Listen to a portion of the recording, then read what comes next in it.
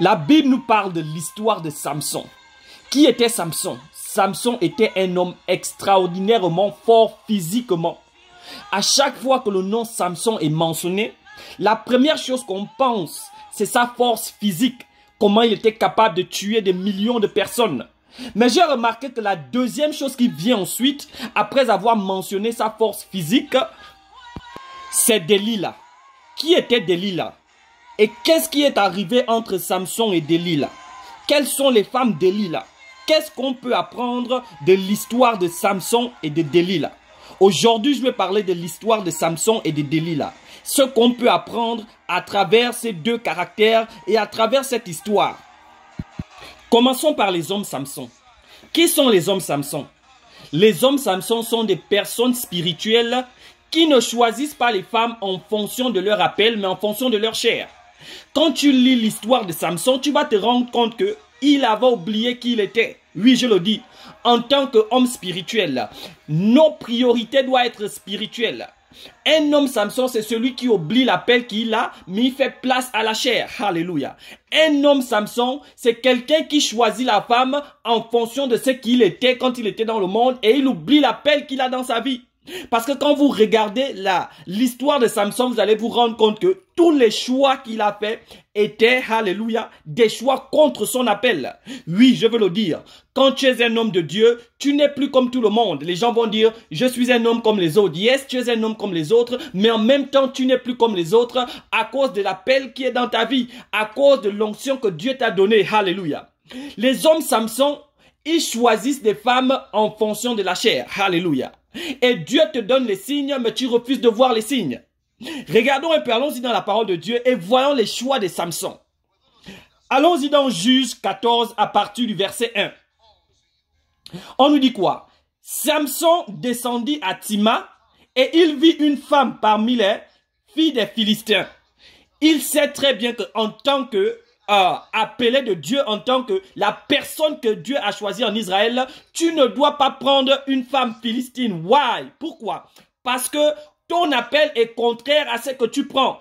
Moi, je te dis aujourd'hui, Samson, en fonction de ce que tu as dans ta vie, tu ne peux pas épouser une femme qui n'a pas de caractéristiques spirituelles. Alléluia. Tu ne peux plus regarder la femme comme tu regardais avant. Sinon, elle va te couper les cheveux. C'est vrai que tu aimes les femmes belles. Tu dois aimer les femmes belles. Mais, quand tu rentres en Christ, tu dois toujours avoir un mais. J'aime les femmes grandes de taille, mais elles doivent être spirituelles. J'aime les femmes claires, mais elles doivent avoir les caractéristiques spirituelles. Les hommes Samson, ce sont les hommes qui oublient, n'est-ce pas, l'appel qui est dans leur vie pour se focaliser sur la chair. Alléluia. Aujourd'hui, je t'appelle Samson. Si tu es dans ce choix, regarde d'abord la personne que tu choisis afin qu'elle ne te coupe pas les cheveux demain. Les hommes Samson, ce sont les hommes, Dieu te donne des signes. Mais tu refuses des signes venant de Dieu parce que tu as envie d'accomplir les désirs de ta chair. Il y a un acteur américain, non pas un acteur américain, un pasteur américain qui vient à peine de divorcer de sa femme. Qu'est-ce qui s'est passé? La femme qu'il a épousée, elle est une actrice. Et elle est plus âgée que lui. Elle est une actrice depuis son enfance. Et c'est le genre d'actrice, elle est souvent nue dans ses films. Maintenant, toi, en tant que pasteur, quand tu décides d'aller épouser une femme qui se met toujours nue, alléluia, parce que tu as envie d'accomplir ton désir, quand tu étais petit, tu la voyais à la télé, c'était toujours ton désir d'épouser une femme belle, c'était ton désir d'épouser une actrice. Mais tu es pasteur, tu es homme de Dieu, tu as l'appel. Tu ne peux plus te focaliser sur ce que tu regardais avant. Alléluia. Je bénis l'Éternel parce qu'il m'a épargné de cela plusieurs fois. J'ai envie de réaliser les rêves d'enfance.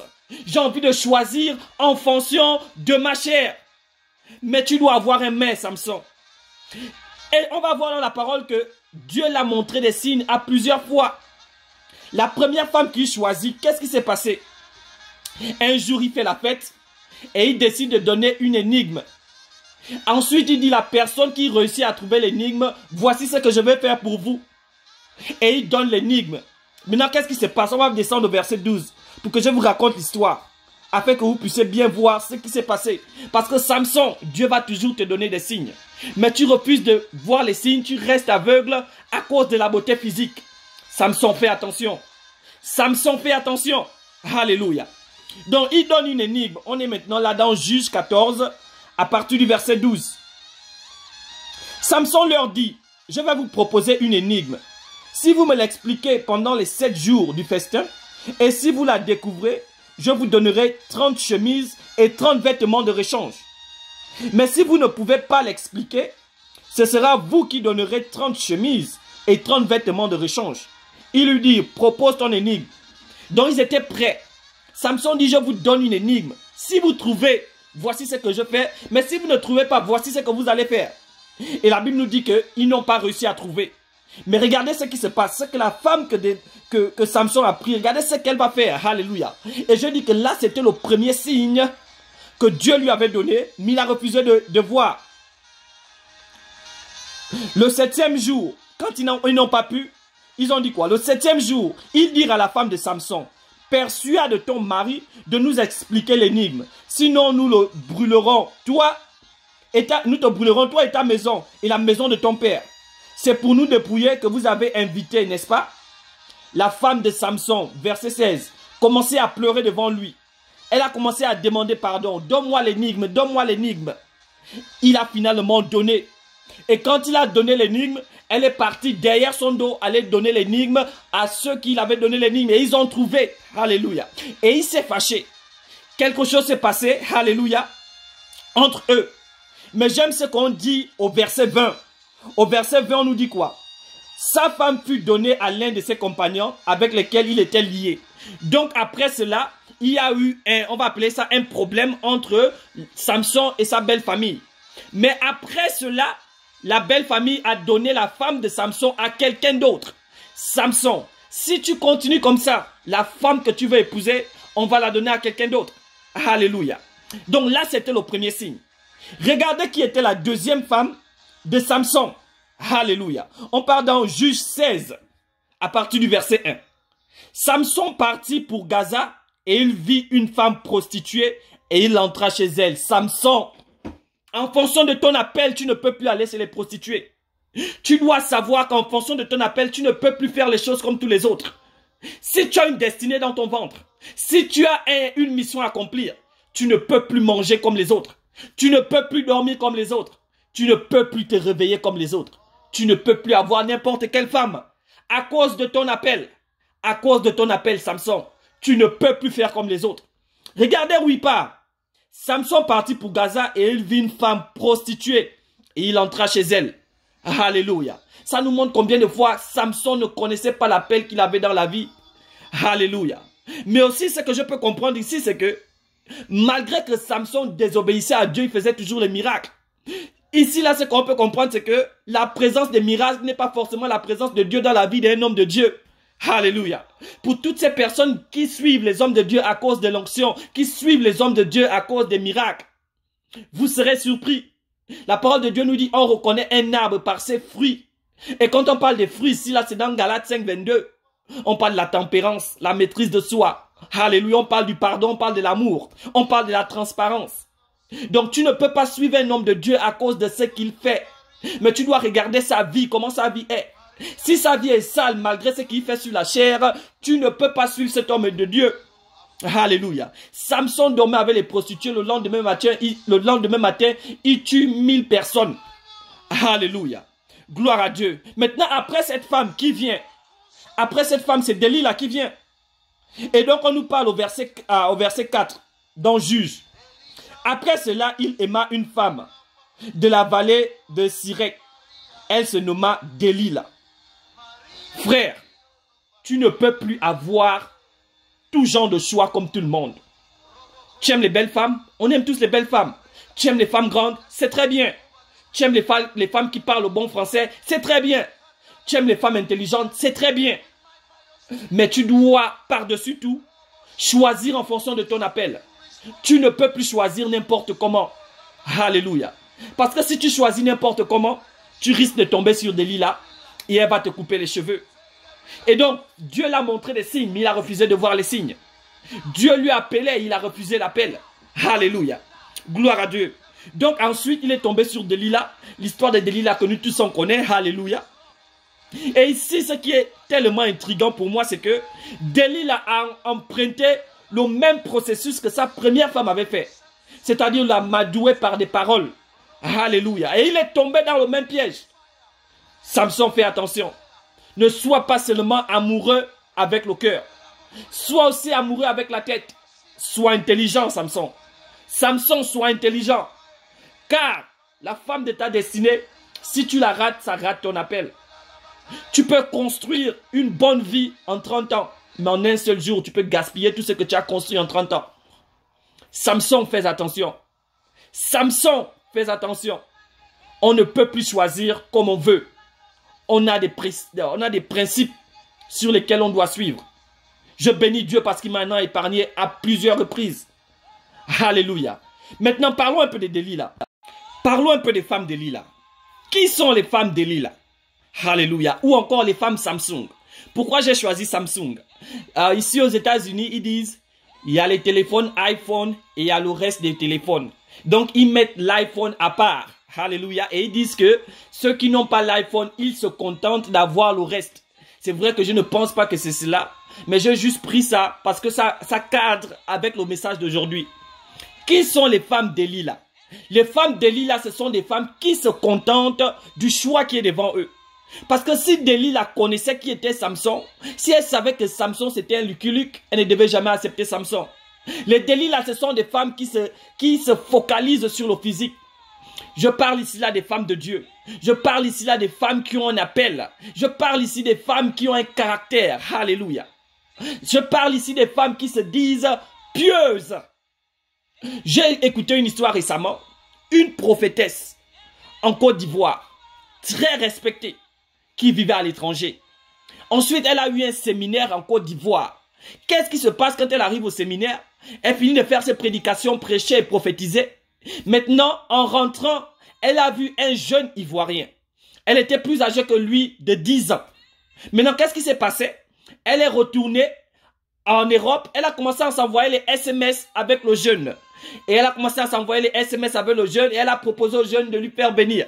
Elle a fait venir le jeune. Et elle a épousé le jeune. Alléluia. Mais aussi, elle avait une fille avec elle. Et cette fille, c'était pas sa fille biologique. C'était une fille qui a perdu ses parents au bas âge. Et elle a élevé cette fille comme sa propre fille. Alléluia. Maintenant, qu'est-ce qui s'est passé?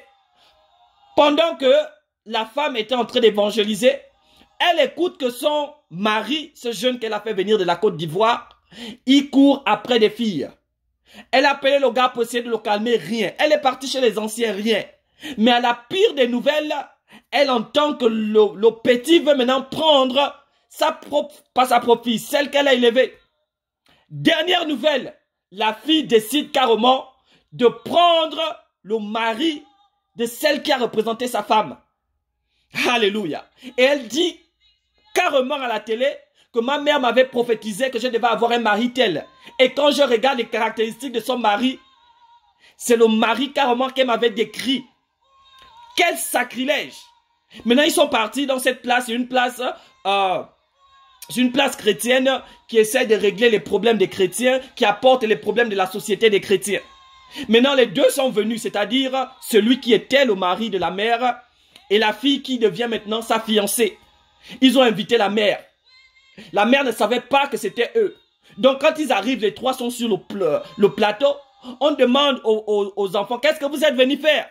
Ils expliquent que nous sommes venus pour demander pardon à maman parce que moi j'étais son mari, on n'est plus ensemble et voici sa fille. Et devinez quoi? Le jeune dit que la mère l'a payé. Et c'est clair qu'elle lui a payé. C'est vrai que lui a donné des illusions. Mais en tant que prophétesse, il y a un choix qu'elle ne pouvait plus faire. J'ai compris que parce qu'elle était dans la quarantaine, elle se disait qu'ils vont encore m'accepter. Elle est partie faire un choix de bassesse. Elle a fait monter le petit en se disant que quand il va venir en Europe, il sera soumis à elle. Mais non! Et elle a gaspillé son ministère à cause de ça. Pourquoi? À cause de l'homme. Tu ne peux plus te contenter, maman. Ma soeur, tu ne peux plus te contenter de prendre n'importe qui à cause de ton appel. Alléluia. Donc les Delilah, ce sont des femmes qui se contentent. Et surtout quand les femmes ont déjà dépassé 35 ans, 40 ans, ça devient de plus en plus excessif dans leur cœur. Qui a dit que réussir sur cette vie, c'est se marier? Alléluia. Marie de Magdala ne s'est jamais mariée, mais elle a impacté la vie jusqu'aujourd'hui. Alléluia. Donc se marier n'est pas la finalité. Alléluia. Paul dit que je préfère ne pas être marié. Gloire à Dieu. Fais attention, Delilah. Fais attention, Delilah. Ne te contente pas du physique. Ne te contente pas de ceux qui viennent. Choisis en fonction de ton appel. Delilah a choisi Samson en fonction du physique. Elle a choisi Samson parce qu'elle se disait elle était déjà âgée sûrement. Elle ne connaissait pas qui était Samson. Alléluia. Donc ici est mon message. Et moi je parle surtout à mes frères. En tant qu'homme de Dieu, il y a des choix qu'on doit faire. On doit prioriser l'esprit. Regarde bien, ne sois pas amoureux avec la tête, avec le cœur seulement, sois aussi amoureux avec la tête. Sois intelligent dans tes choix. Ouvre bien tes yeux. Il y a des erreurs qu'elle va faire. Ouvre bien tes yeux, Dieu va te montrer quelque chose. Si ce n'est pas elle, ouvre tes yeux. Je sais de quoi je parle. Je peux le répéter, je sais de quoi je parle. Dieu aime ses enfants. Mais parfois nous sommes têtus à cause de nos désirs. Donc ici, là, c'était ce que je voulais partager aujourd'hui. De savoir qu'en tant qu'homme de Dieu, en tant qu'appelé, en tant qu'élu, tu ne peux plus faire les choix comme tout le monde. Tu ne peux plus aller partout où tout le monde va. Alléluia. Que Dieu vous bénisse. Faisons attention et demandons à Dieu de nous donner la force de quitter quand il est encore temps. Parce que parfois Dieu nous donne tous les signes, mais on n'a pas la force de quitter. Ou encore Dieu nous donne tous les signes, mais on refuse de voir. Samson, accepte ces signes. Delilah, ne te contente pas. Que Dieu soit avec vous. On est ensemble.